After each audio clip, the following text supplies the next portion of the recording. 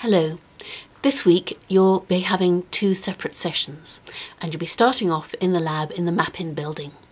First of all of you will be attending a session, The Information Universe, led by Pam McKinney, and she'll be saying some more about that session in a few moments.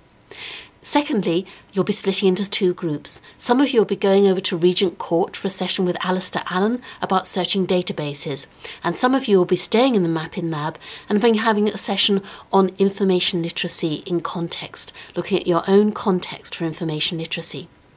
So next week, the following week after that, you'll be swapping round. So all of you will have one session with Alistair on databases and one session on information literacy in context. But it'll depend which group you're in as to whether it's in week 3 or 4.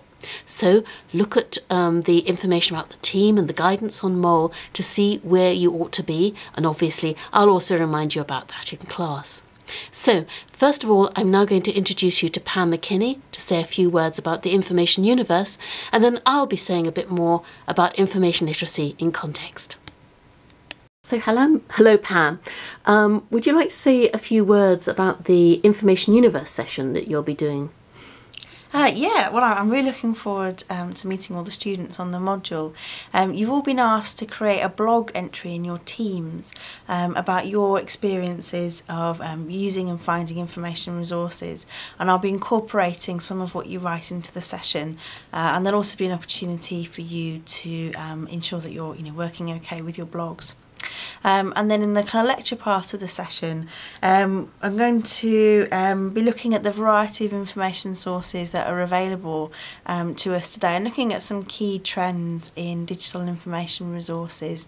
So sort of looking sort of quite widely really about information resources and the kind of the things that we use when we talk about the term the information universe. So I look forward to seeing you next week. Thank you.